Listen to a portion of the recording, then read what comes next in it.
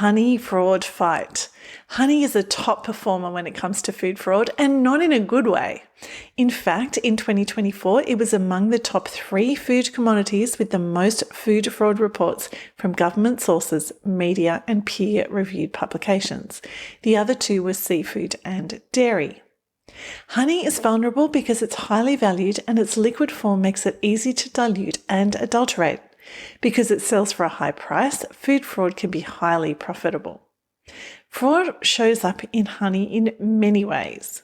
In the direct adulteration by the addition of sweeteners such as sugar syrup, corn syrup, invert syrup, and fructose. Direct adulteration by the addition of colorants. Indirect adulteration, which occurs when bees are fed on sugar water rather than obtaining their food from flowers. And I have a little footnote about that. I'll get to that at the end of this list. Unripe honey production methods, where the honey is harvested from the hive while it has a very high water content and is then artificially dried. Dilution with water. False claims about botanical sources, with acacia honey an emerging problem in Europe in 2022. And noting that some problems with botanical source claims are due to genuine errors on the part of the beekeeper rather than deliberate fraud. False claims about geographical origins, misrepresentation of organic status, addition of honey fragrance, pieces of beeswax and bee bodies to make fraudulent honey appear more authentic, and that's more likely to happen with artisan or farmhouse honey. And honey may also be affected by undeclared or illegal levels of antibiotic and pesticide residues. Oh, and a final one, Manuka honey can be adulterated with one or more of the chemical markers that are used to authenticate Manuka, such as dihydroxyacetone and methylglyoxal.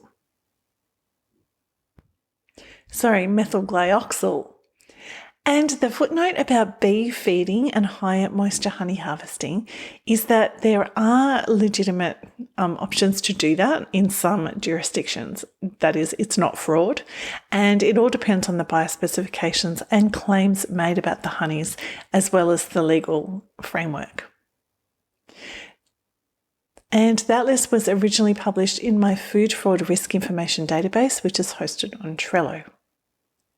Consumers may find it surprising that honey fraud appears to be more prevalent in products sourced from informal markets and lesser-known brands compared to supermarket brands. Recent examples include surveys conducted in Chile and Brazil, and there are links to those sources in the post. Yesterday, I read an account about honey fraud from a food safety professional in North America. They work for a company that purchases overseas sourced honey in bulk and bottles it for customers in North America. Their company is well aware of the possibility of fraud in honey, so they create composite samples of every incoming load and send them to a lab in Germany for 2 different adulteration tests. They occasionally encounter shipments with authenticity concerns and reject them. Unfortunately, the person said they are almost certain that the rejected loads aren't sent back overseas, but are sold on to other less conscientious or perhaps less wary customers in North America. Sadly, their company lost an important customer to a competitor who could supply honey at much lower prices than they could. When they tested the competitor's honey, it failed adulteration tests across multiple batches. In 2021 and 2022, the European Commission investigated honey fraud in a coordinated action known as From the Hives. The action included authenticity testing of 320 consignments of honey imported to Europe. The consignments were chosen according to risk, that is, the sampling was targeted, not random, and included shipments from 20 countries. Of the samples from the United Kingdom, all 13 failed the authenticity test and were declared suspicious. That's a suspected fraud rate of 100%.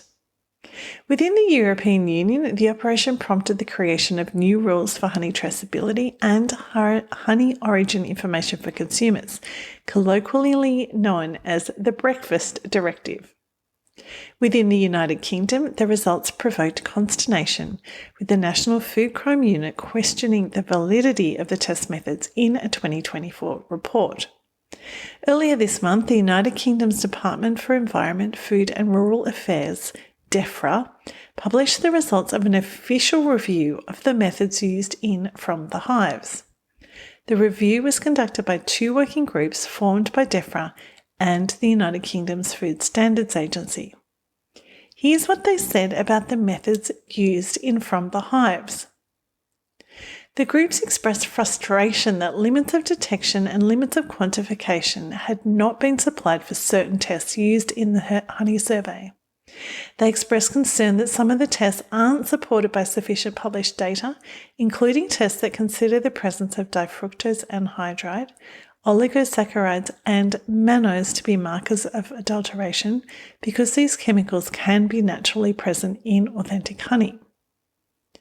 They questioned the use of the method elemental analyzer liquid chromatography isotope ratio mass spectrometry, which I will hereafter call EALCIRMS. That method, they questioned its use for the analysis of Manuka honey because carbon-13 isotopes can deplete in the proteinaceous fraction of honeys high in methylglyoxal, such as Manuka, and because the database used to create the EALCIRMS method is believed not to actually contain Manuka honey. Other concerns about EALCIRMS included questions about how much natural biological variation can be accounted for in a database formed from only 451 authentic honeys, and about biases potentially present in between lab and in-lab calibrations.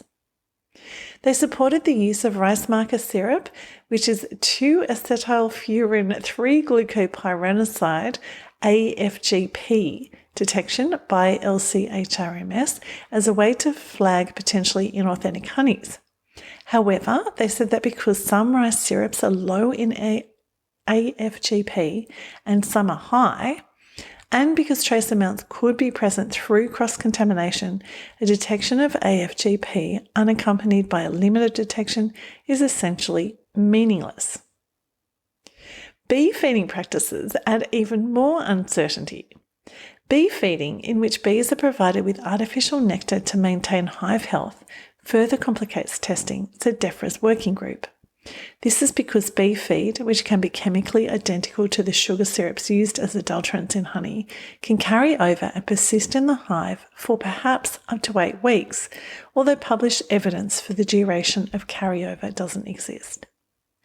On the subject of bee feeding, the group said the presence of sugar syrup below 5 to 10% in honey is more likely to be due to carryover from bee feeding than as a result of economically motivated adulteration.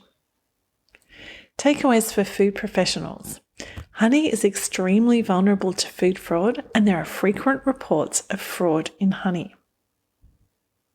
Food authenticity testing is complicated. Many of the most sophisticated food authenticity tests compare the test sample to a database of reference samples. If the reference database is not robust, the test is less accurate. Certain chemical markers can indicate that honey may have been adulterated with added sugar syrups, but any suspicions need to be confirmed by further testing and tracebacks, because some markers can be naturally present in small quantities in authentic honey.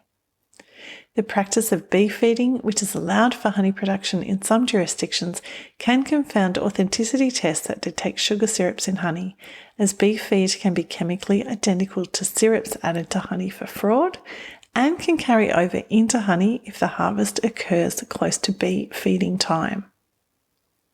And the main source for what I've just been talking about is a report from DEFRA, dated 2025. It was just published last week, and it's called Review of Methods Applied in From the Hives Survey on Honey Authenticity. And as always, there is a link to that in the email and the post. And if you're listening on a podcast, you can find a link to the post in the show notes. The other great thing about the DEFRA review is it includes a comprehensive list of peer-reviewed papers about various markers for detecting honey adulteration. It's definitely one for the honey analysis nerds. And for more on this topic, I've written about it in issue 81, honey fraud in Europe.